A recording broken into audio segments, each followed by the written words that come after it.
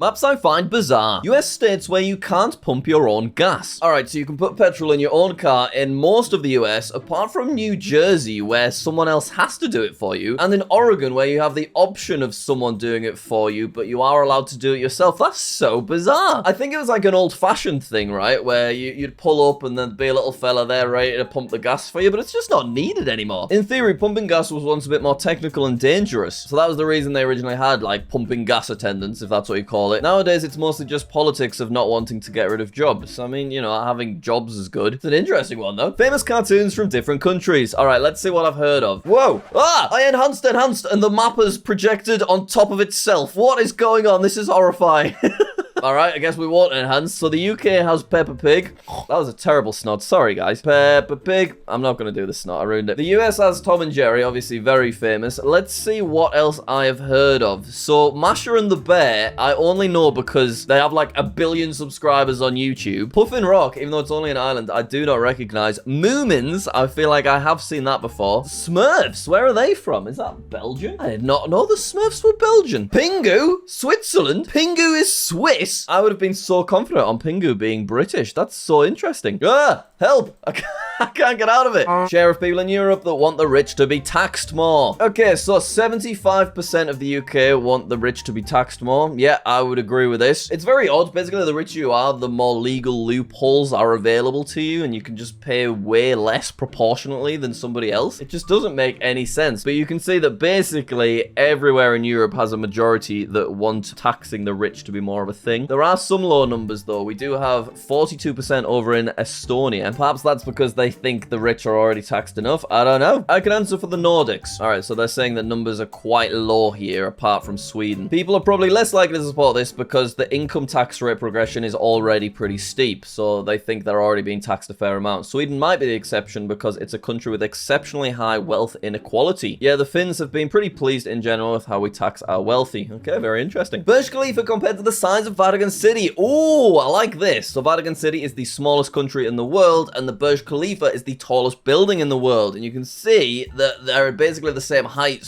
/ width or length. I don't know. Now, what this makes me think is that Vatican City is bigger than I visualized because Burj Khalifa is bloody ginormous. So I've always pictured in my head that I could walk around the entirety of Vatican City in like half an hour. Surely this is not true. United States economic activity split in half. Okay, so I think that's stating that financially the orange and the blue sections are equal in value. I mean, this is a bit of a continuation on people wanting the rich to be taxed more. You can see there is just so much wealth inequality within the world. Now, speaking of finances, that's just reminded me that this video is actually sponsored by Odoo's invoicing app, so I should probably invoice them real quick so I can get paid. Now, fortunately, Odoo make this incredibly convenient. So this is invoice number 18. Odoo are not already a customer, but doesn't matter because I can quickly add them. Then I add Odoo because they're the customer in this instance. The payment is due within 45 days, as with most YouTube sponsorships. I'm gonna simply add my product, which is a JackSucksAtGeography 60-second YouTube integration. Then I go ahead and add the price. I don't need VAT because they're non-UK. Oh yeah, let's add my logo. Yeah, there we go. Look at that. And now from within the app, I can send it directly to my customer. And then I've set that up with a portal so the customer can directly pay with their preferred payment method. You can also track all of your ongoing invoices so you can see what has been paid and what you're still waiting on. And you can do all of this for free because Odoo's first application is free for life with unlimited hosting and support. But if you want to access all of Odoo's applications, so you've got everything you need to run your business, then prices start from just €19.90 per month. Odoo, thank you so much for sponsoring this video. Let's get back to the maps. Religious composition of the UK. Okay, so Christians make up 46% compared to atheists, which make up 37%. These days, I would have probably expected atheists to be the majority. It is rather close. I wonder if it's perhaps because we have quite an average aging population. There are just a lot of older people in the world, and I think it's getting less common with younger groups, generally speaking anyway. Muslims then make up just short of 6%, and then everyone else is very low numbers. Oh, we can actually see the breakdown of the Christian population. Pretty high in the northwest, which is interesting. I suppose perhaps this is more just a population map. So there's millions of people that live down here, so of those millions of people, a bunch of them are going to be Christian. And that is then reflected in the atheist population map, which kind of shows the same proportions. This is what Antarctica's land looks like under the ice and snow. Okay, so the blue is where the ice ice actually is, but there is land under there, which is very interesting to see, and then the ice has kind of just gathered and gotten big and chunky. I always like the shape of Antarctica. I love this little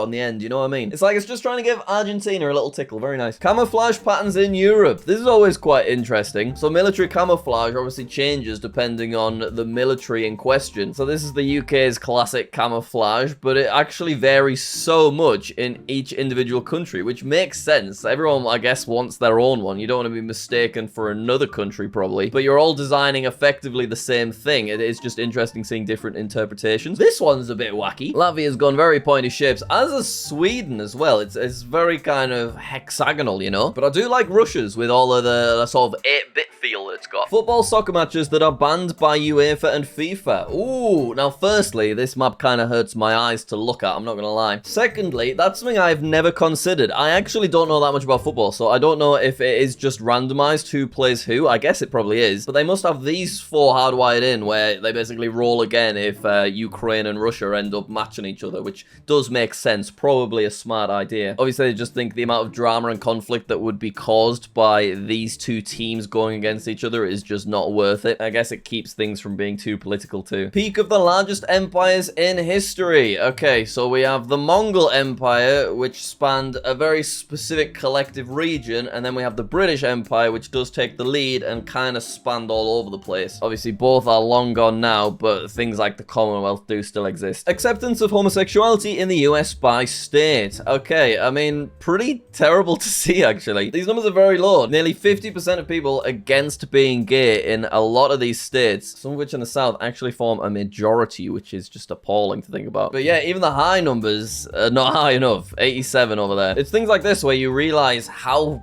far behind some countries are. This is USA, that meant to be the most powerful nation in the world, and this is part of their representation. It's just mad. And then from there we go straight to, does your state have an official firearm? Okay.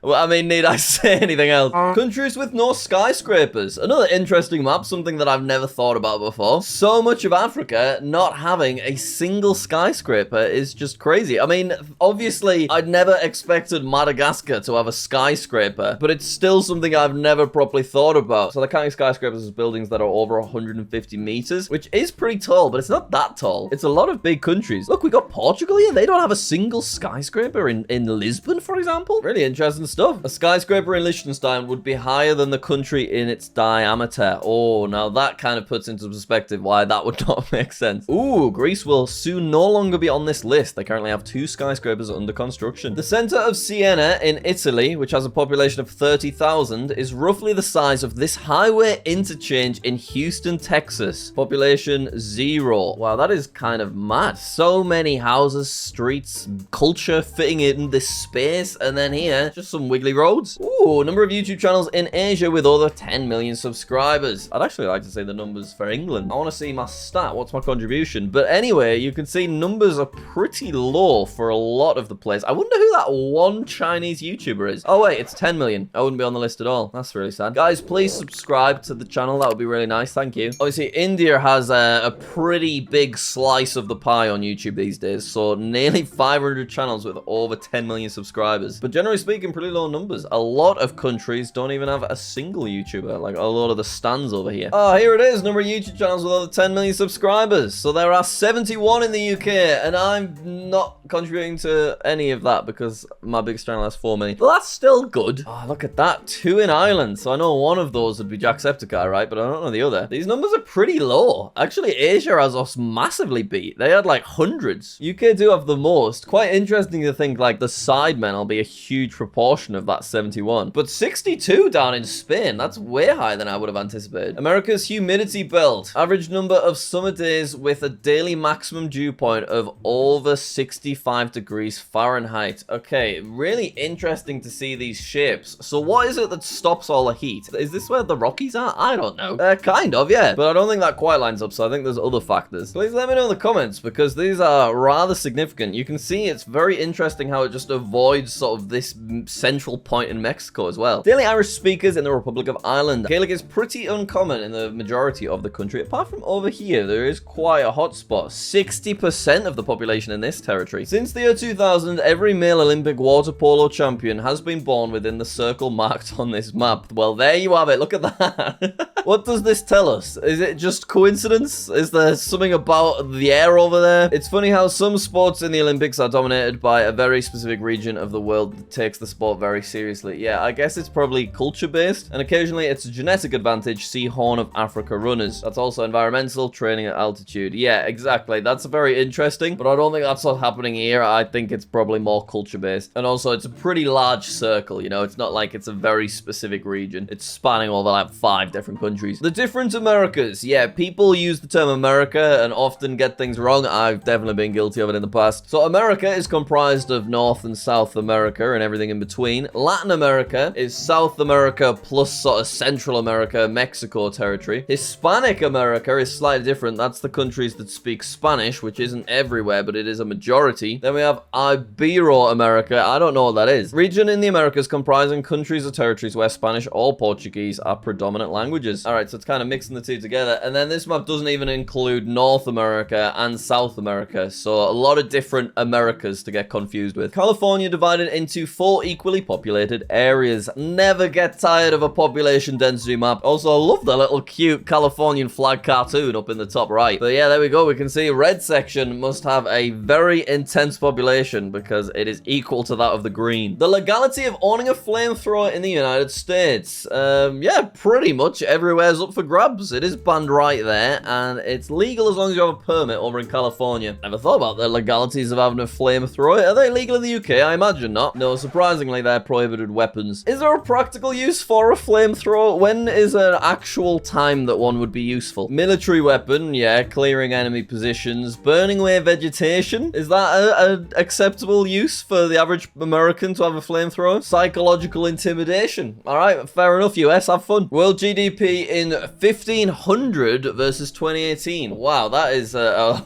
really wide range of time. Okay, so 1500, obviously the Americas weren't really discovered, so they're kind of all shriveled up. Africa not doing much, but Europe was pretty well established, as were places like China and India. Whereas these days, yeah, way more going on in the Americas. I'm actually surprised the USA isn't chunkier. United Kingdom has gotten a little bit bigger. Europe a pretty similar size. Let's actually do a little bit of comparison. Africa's actually shriveled up even more, which is like really sad to see. Australia kind of on the map. New Zealand looking proportionate to itself, which is quite interesting as well. And India and China still dominating a lot, as along with Korea as well. Is that Taiwan? Big old chunky Taiwan. Fair play, Taiwan. 25 out of 27 of America's largest cities are sinking. Wow, this video is just ripping into the USA today. Jacksonville's on the up. There you go. That's nice. It is kind of mental to think about in our lifetime what we will witness literally go underwater. There'll be a few island nations where it is really not that far away. Gold holdings in Europe. All right, who's got the most gold? It looks like it is Italy. There'll be some historic gold. Quite close behind is France, and also Russia have a lot of gold. What's going on with Norway? Why has Norway got a little cross? Did they not provide any gold data? What are you up to, Norway? Map of Hadrian's Wall with important towns and forts. So even though I live close to Hadrian's Wall, I've never actually visited it. I'd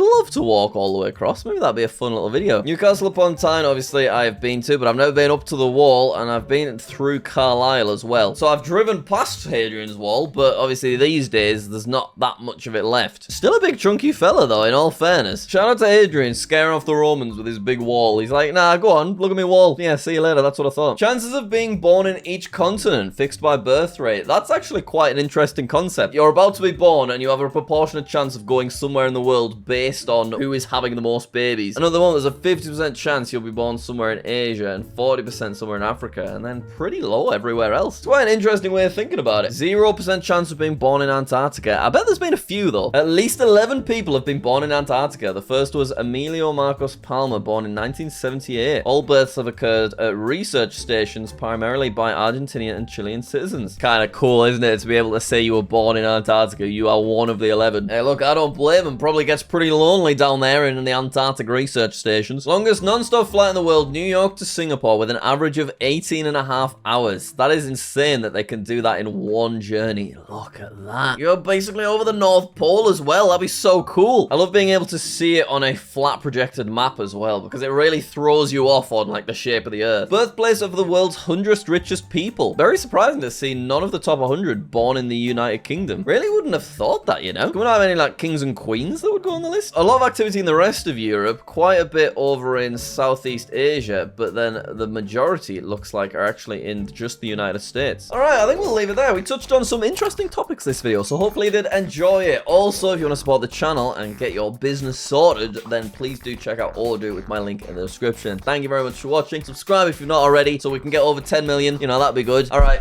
oh, I bumped the mic. Sorry, it's a bit of a train wreck, this outro. See you later.